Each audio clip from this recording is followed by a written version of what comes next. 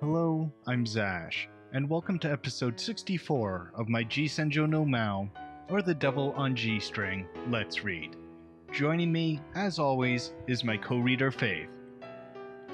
Well, a lot happened in that last episode. Usami practically threw herself at Kyousuke. Kyousuke rebuffed her. And in her depression, Usami went to face her fate against Gonzo. However, before Gonzo had her killed for failing, he was called away. And then, like a bolt out of the blue, Kyousuke sniped him. Shot through the chest. Still don't know if he's dead or not, but there's a chance. Anyway, please enjoy this next episode.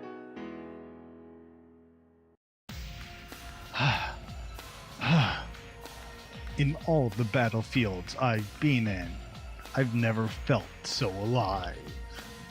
It was a narrow victory. No, in all honesty, I have no idea how I was able to take down Gonzo. Why did he leave the safety of the car and put himself in danger? I can't figure it out. Nevertheless, it seems the devil has smiled upon me today. I tasted my revenge against the beast that drove my mother to the grave. I should be content with this.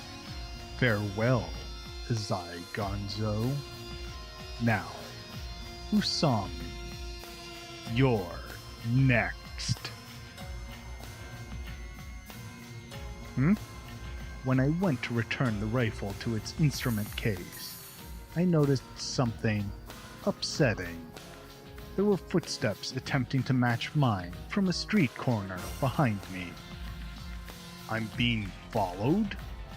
Is it the Sonoyama group? They're sure fast to react. To verify that I'm being followed, I kept turning corners until I reached my starting point. Was it my imagination? There was no sign of a trailer.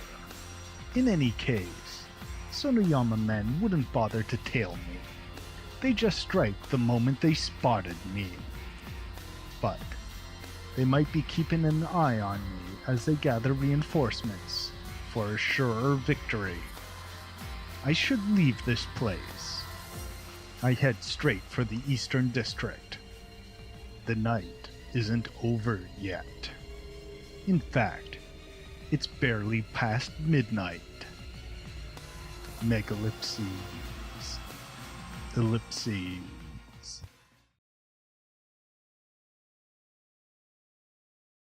I had just left elementary school. I was on my way to meet my dad, Semijima Toshikatsu, at his workplace. Naturally, there was no way he'd have the time to play around with me during the week. Thus, I figured I'd sneak up to the incredibly high rooftop to satisfy a bit of my childish curiosity. The tower was a skyscraper, a full 50 floors from the street. The view from the roof was perfect. The wide, golden sky seemed to envelop me as it wrapped around the earth. It was gently spotted with shadowy clouds. As long as I was staring at the scenery, the sun set behind the snow-tipped mountains. Even as a child, I was moved by the beautiful sky before my eyes. Until I noticed her on the other side of the fence. "What are you doing?" She was sitting at the very edge of the roof, her legs dangling over the distant sidewalk. "Hey, aren't you scared?" She didn't answer. She was reading a thick book. Naturally, the wind was strong up here, and the pages blew around incessantly. "Are you reading a book?" What does it look like? I thought she was strange, but that just made me even more interested in her. "What are you reading in a dangerous place like that?" Because I feel calm here. She spoke sullenly. You aren't scared? No. If you fall, you're gonna die. My meat and bones will be scattered all over the place. But it's okay, I brought a garbage bag. I'll try to wrap myself in it when I fall. That should make the cleanup a little easier. She turns the page of her book while talking. You're pretty weird. I'm different from you people. Unlike you, I don't need to be connected to the world to keep loneliness from driving me mad. She talked about difficult, abstract concepts so fluently. Are you a girl? Her short hair made her look like a boy. Got a problem with that? Nope. Why not? Why don't you think it's weird? Girls should have long hair, right? It goes against societal norms. I didn't really get what she was talking about, but I replied anyway. I like girls with long hair. Wait, that's not what I asked. Well, it's not like it matters, right? There's nothing wrong with having short hair. I laugh, and she sulks. What about you? What are you doing here? I'm waiting on my dad. Your dad works here? Huh? How did you know? There's no way a kid like you could get into this building alone. You're a kid too? I guess. Oh wait, does that mean your dad works here too? So? Let's play! Oopsies. I'm bored. Well, I'm not. I'm reading a book. What are you reading? Let me see. I think I remember seeing Crime and Punishment written on the cover. Are you interested in questions like, should people be allowed to kill others, or what is evil? Nah. Then go away. What's your name? Huh? Your name. There was a strange pause. Hero. What? Hero. What? Hero? Tanaka. Tanaka Hero? What kind of name is that? What's wrong with being named Hero? Well, nothing, but if you're a hero, you're strong, right? Of course. Can you use magic? Guten Tag.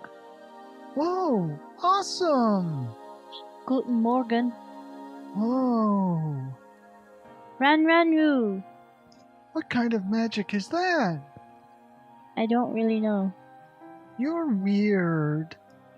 Anyway, I should get back. I remember my first encounter with the young hero on the Sano rooftop clearly.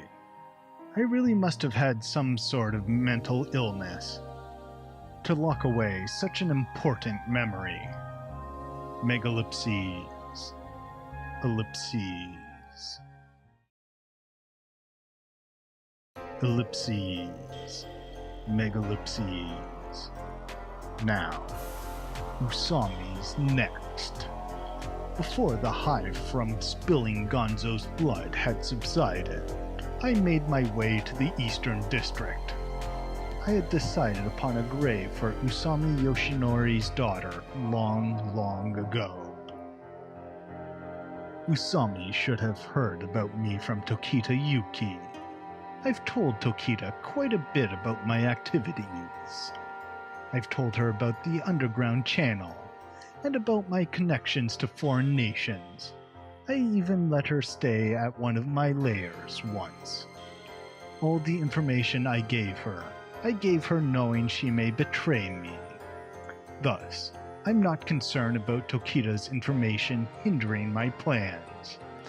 But it could make Usami's gambits less predictable. In any case, ensuring that you're guiding your opponent's move is Battle Strategy 101.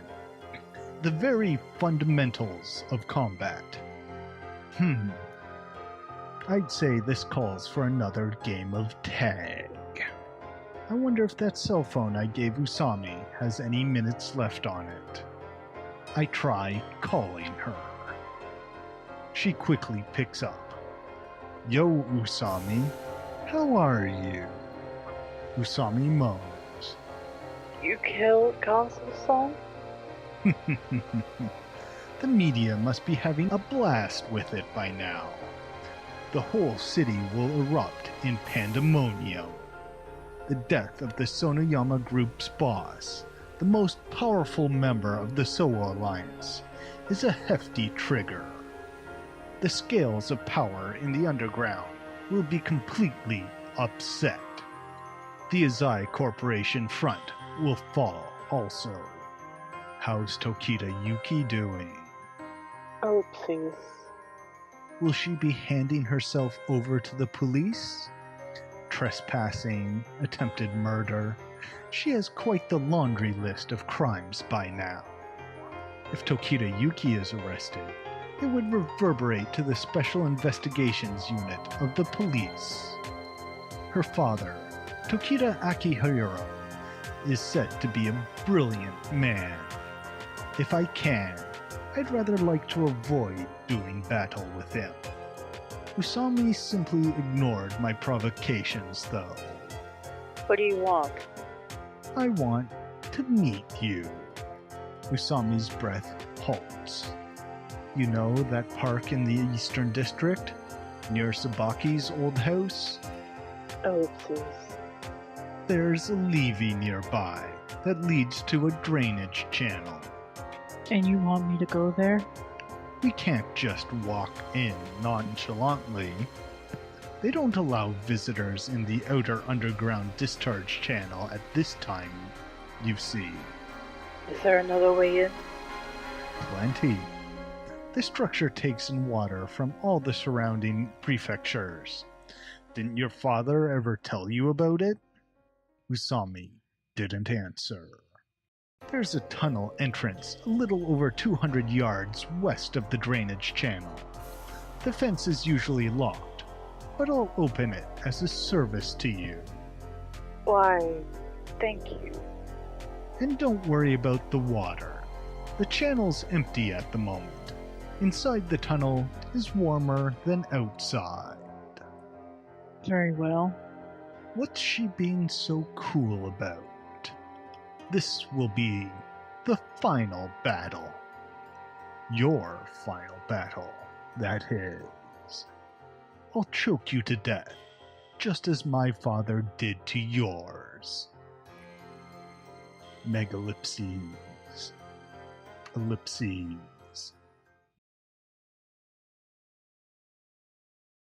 Anyway, I should get back. She called herself Hero. She hadn't done so for any reason in particular. She just saw the word hero on the page in front of her. Then she felt like saying it. She didn't have any interest in the boy. She put her hand in her shorts pocket. Inside was a small pocket watch. It was a favorite of hers. After all, it had cute little penguins on it. It's about time for me to go. Bye. Clutching her pocket watch, she stood up. Hey, wait! A strong wind pushed its way toward her. With tremendous force, it crawled up the building. It slung across her ankle and yanked her foot away from its solid grip. As she lost her balance, she finally, and for the first time, looked at the boy's face. Watch out! The boy reached out his hand. His desperate face neared her. He moaned. He struggled. He writhed. The light from the evening sky twinkled on her pocket watch. I'm going to fall, she thought. She was on the verge of death, yet she was calm. She merely had to pull out the trash bag and get in it before hitting the ground. The boy's breath tickled her ear as if to spite the din of the rushing wind. Her vision was filled with an expanse of glowing orange sky. At some point, she had come to rest in his arms. He held her, as if to protect her. She could feel his warmth. She was more embarrassed than scared. I said it was dangerous, didn't I, you stupid idiot? She felt his breath on her again. She finally understood that she'd been saved. My pocket watch. She muttered and searched her pockets. Of course, it wasn't there. It fell. That's not good. You should be happy you didn't fall. No. The boy seemed to be angry. He let go of the girl and pouted. The girl went to the edge of the roof again. I got that from my mom. She looked down, as if trying to find it. Of course, it would have been impossible for her to spot a pocket watch from 50 stories up. Was it important to you? Yeah. But I'll give up. Are you sure? The girl turned to face the boy. There's nothing I can do about it. It's been smashed to bits by now. She hung her head as she spoke. Don't say such sad things. She didn't mean to say sad things. She just hung her head. Had the evening sun betrayed the feelings within her? All right, I'll find it for you. Wait right here. The boy turned around. She didn't understand. She had never asked him to find it for her. So I gave up. But the girl couldn't spit out the words she had gathered up to stop the boy.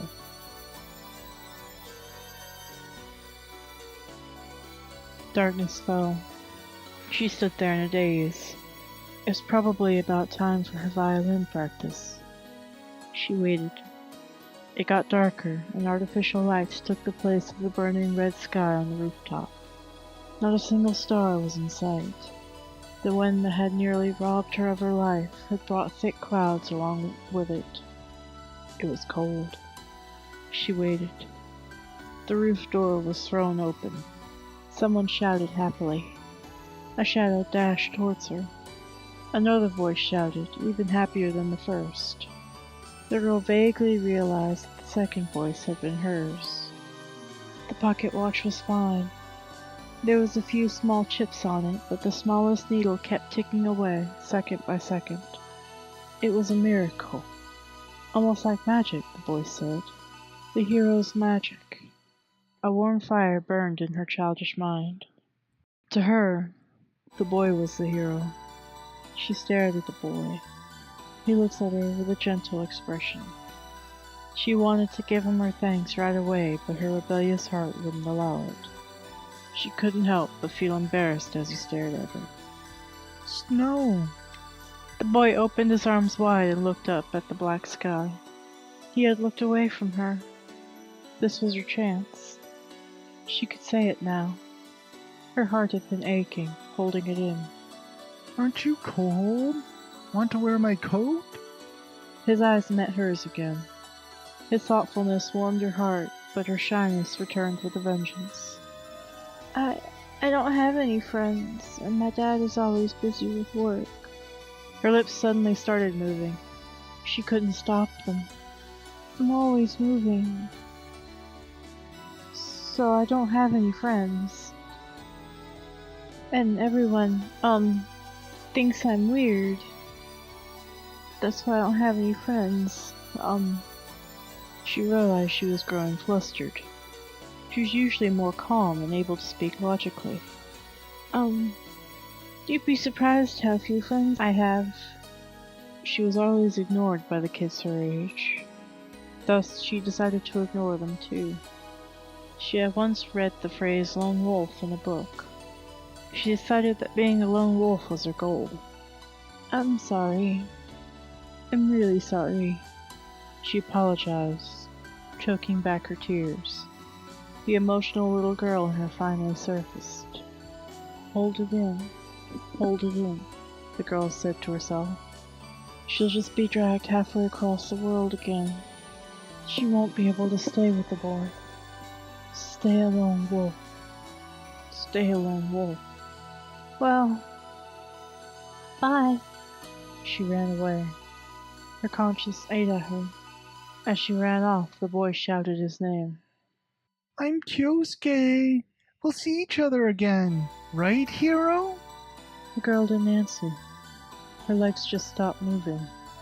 In a way, though, that was her answer. Kyousuke-kun. She said his name over and over in her mind. The snow covering Tomenbetsu City had piled high. In stark contrast, the snow covering the girl's heart was primed, prepared to be thawed. Ellipses. Ellipses. She arrived at the meeting place Maou had mentioned and found the tunnel just under a gently sloped levee. She opened the broken gate, passed through a dim tunnel, and finally reached the underground channel. It was a monstrous, wide cavern. Supposedly the room could hold floodwater from the entire metropolitan area in the case of a disaster.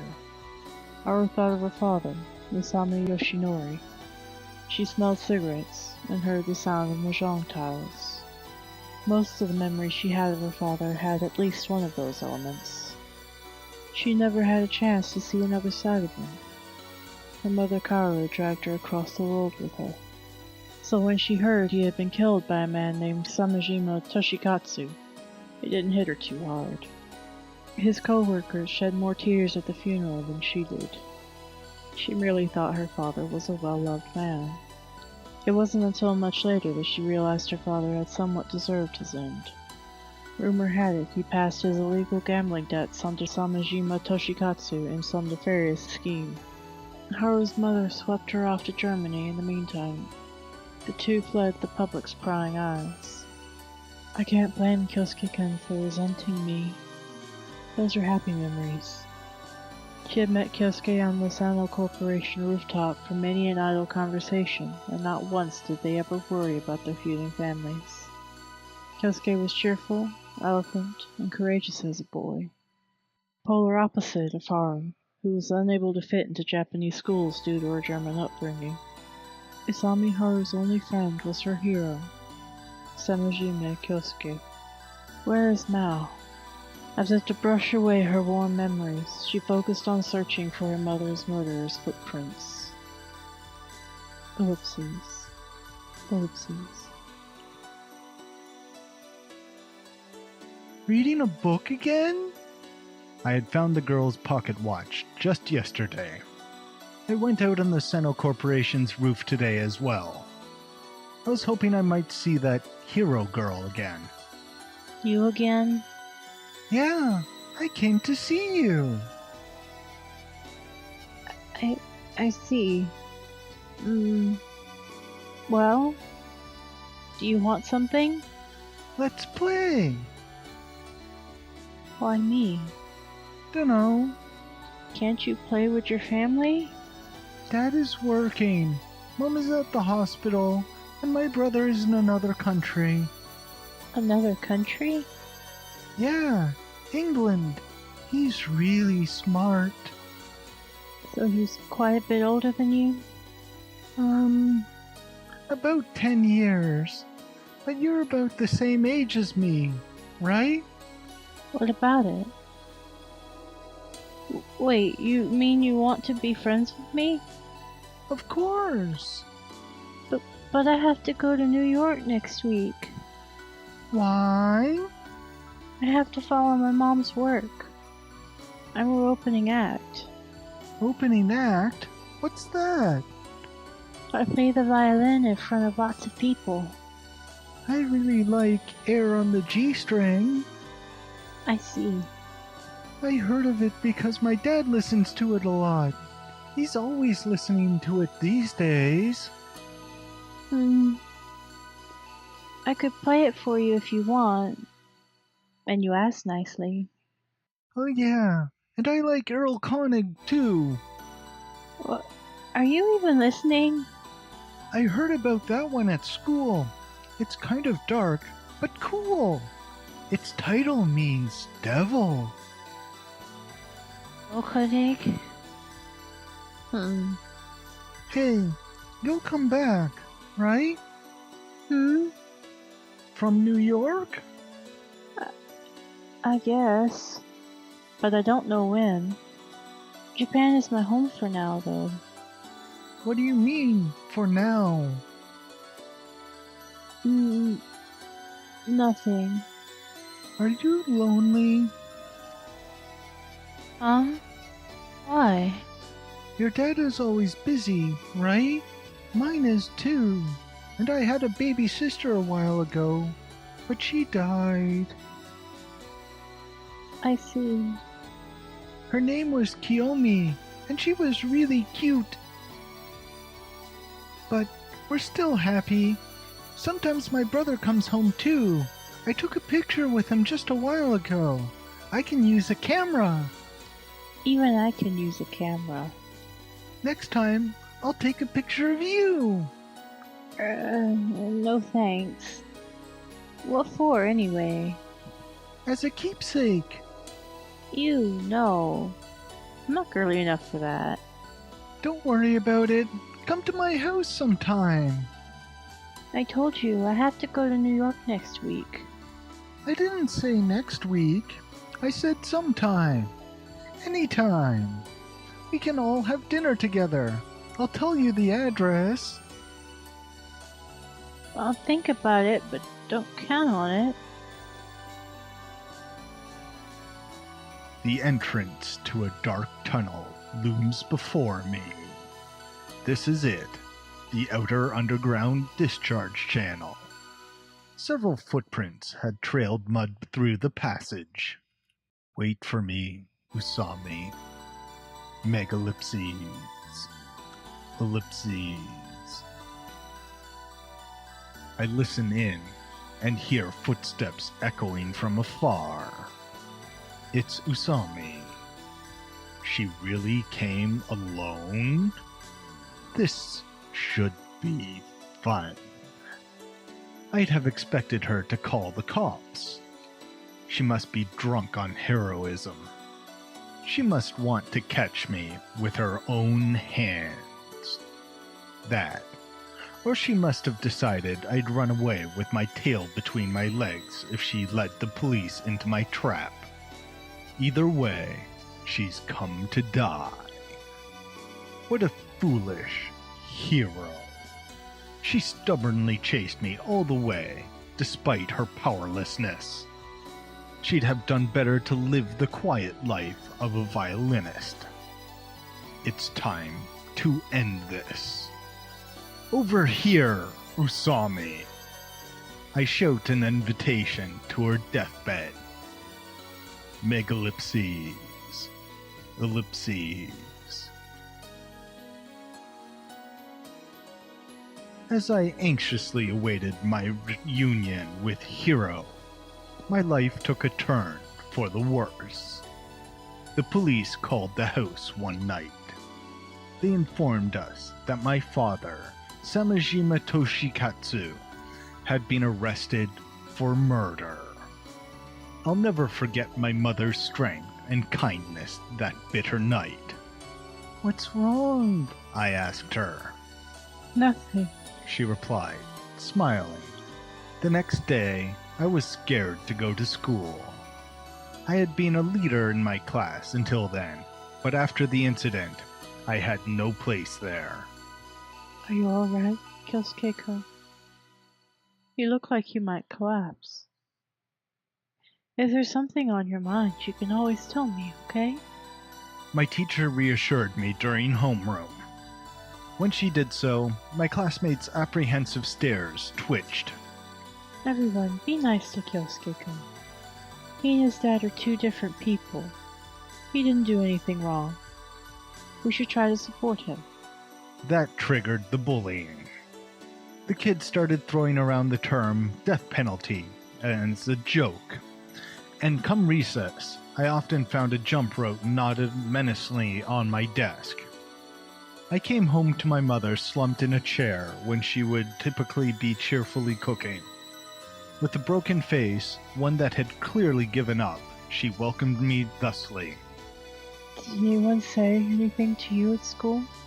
I panicked and quickly put both hands on my neck to hide the bruising. The doorbell rang incessantly. I opened the door to a swarm of buzzing reporters and cameras. The bright flashes blinded me. "Hey, don't take photos of the kid. I'll crop them out later. Hey kid, do you mind? Go get your mum, son." I was overwhelmed by the wall of people. I tried to close the door, but they shot their hands out at me like a pack of zombies. They jammed their feet in the threshold, refusing to allow me to escape. After one of them stubbornly shoved a camera through the gap, I lost consciousness. From that day forth, my life was hell. Day after day, hordes, packs, swarms of media stormed my once peaceful home. Neighbors shot their mouths off about my family. And every time we nearly lost ourselves in this earthly chaos, a loan shark from the underworld named Azai Gonzo returned to collect his due. My saving grace was what remained of my family, my mother and brother. Semijima Kyohei had rushed back to Japan when he heard the news. He didn't stay for long, though. He merely reprimanded me a few times, supported Mum for a little while, offered a stick of incense to our late sister's portrait, and planned one more brief trip to Britain to drop out of school. However, hell had other plans for my mother and me. Kyohei was caught in a subway bombing in London and lost his life. Kyohei's funeral was a sad event on many levels. Apparently the bomb's blast was so powerful that not even a scrap of his body was found. With Dad unavailable, Mother acted as chief mourner. I think she was at her limits. The deep despair had painted an impossible pallor on her face. The relatives in town for mourning had taken care of the funeral arrangements, apparently hoping to help Mum out.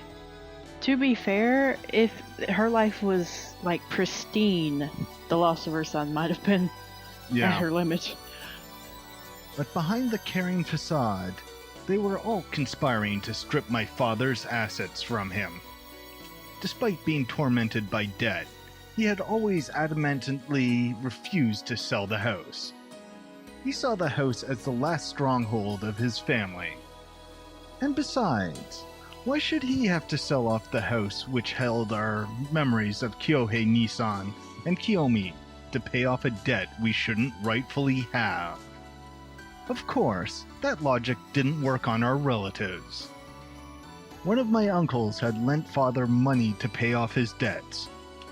With land that was worth over 275,000 yen per square foot just ripe for the taking, it was only natural for him to take the initiative and put his all into this little event.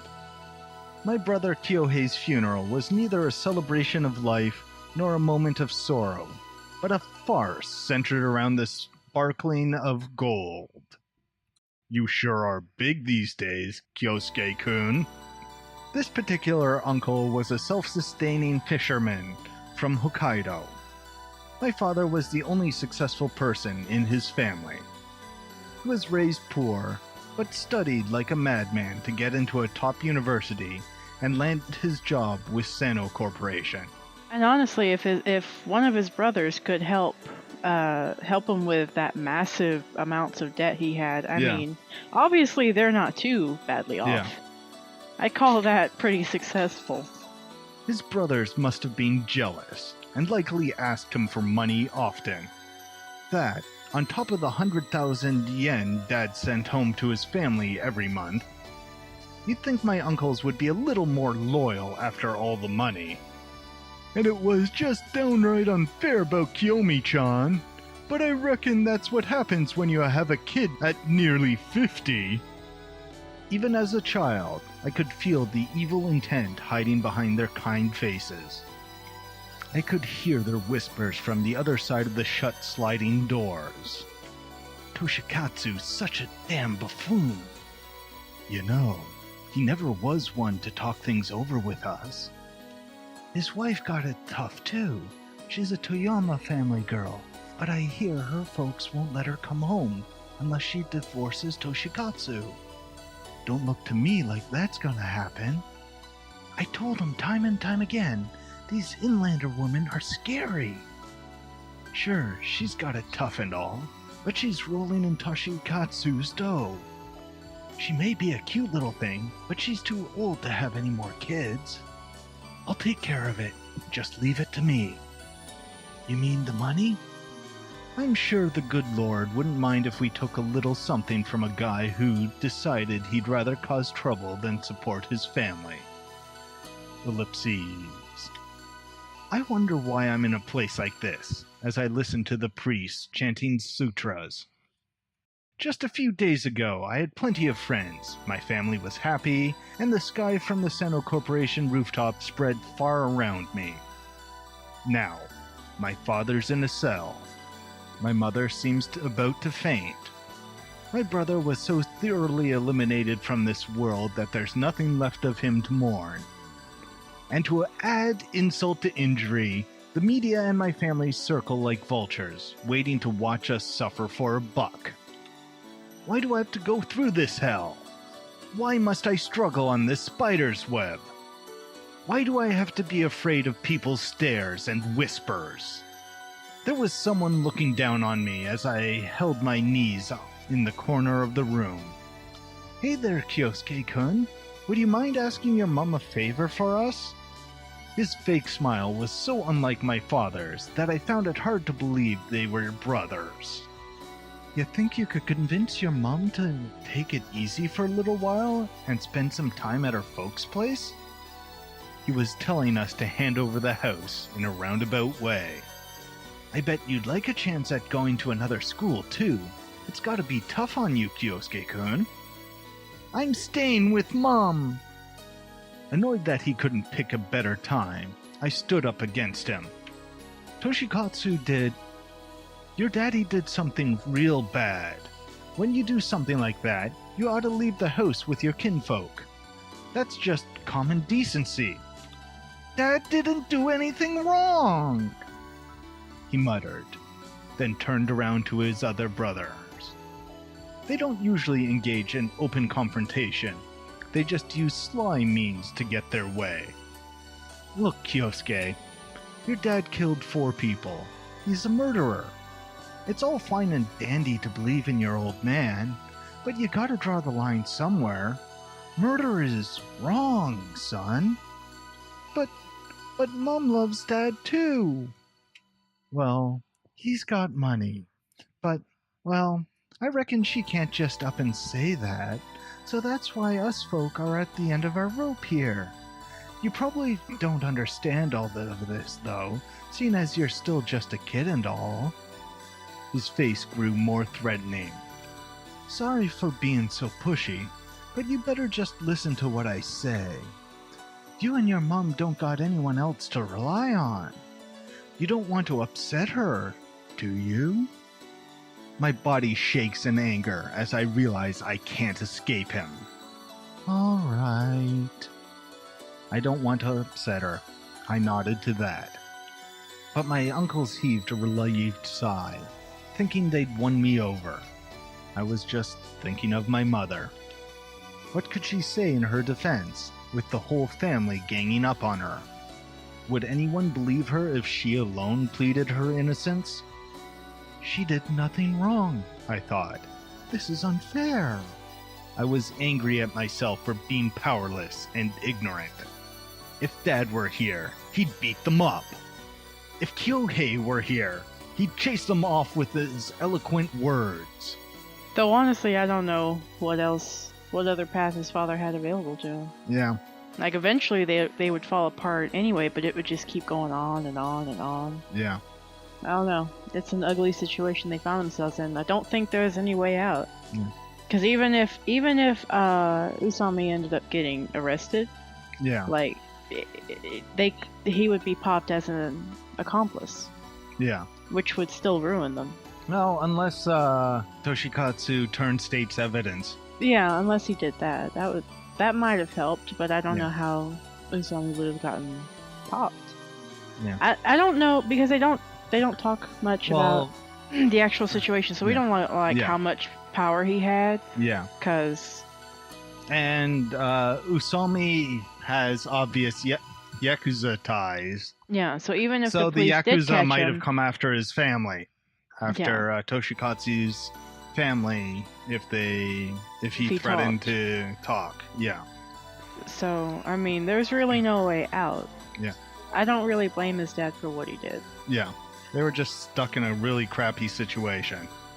Yeah. And his dad did what he thought was the best thing to do. Yeah.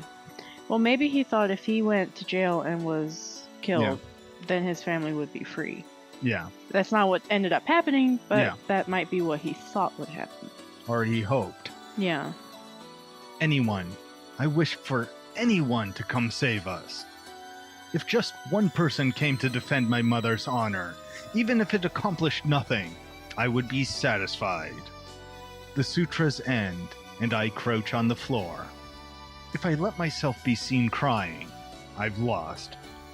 And if Tsubaki came here, like if Tsubaki was involved with Kyousuke at this point, she probably would have said something. Yeah, which might have helped him immensely. Yeah. Well, even if Usami was here, like if she hadn't left or whatever happened in between their meeting and this happening. Yeah. I don't know why he's so alone. Well, Haru went to New York, I think. She said. Yeah.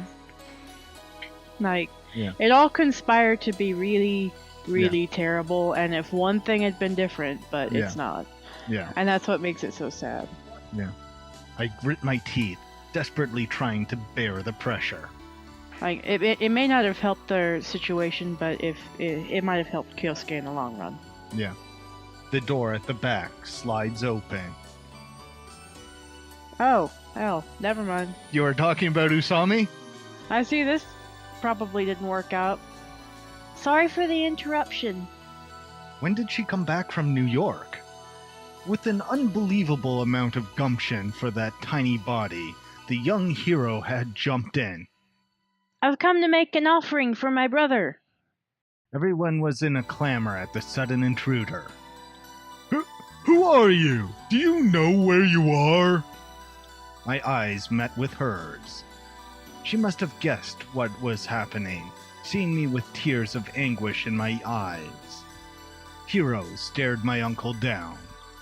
You're the ones who don't know where you are. It sounds like she overheard the conversation. No way! Kiyomi-chan? Don't be stupid. Kiyomi died. But she said her brother. The adults seem to have just realized that this is a funeral. Some kid none of them knew suddenly showed up. They looked at the girl with white faces as if they'd seen a ghost. Are you all really ganging up on Mom and Kyousuke, trying to blame innocent people? Her intelligence and courage stopped my tears. I came all the way down here from heaven. Keep spouting crap and I'll take you back with me. No way! My uncle's face, warped with greed not half a moment ago, was now clearly quailing. It was awesome. Hiro came and saved me from this hellish place. It was only then that Mum shed her first tears. Maybe she really believed Kiyomi had appeared. The tears on her cheeks bore hints of a hue other than sadness. Megalipses. Ellipses.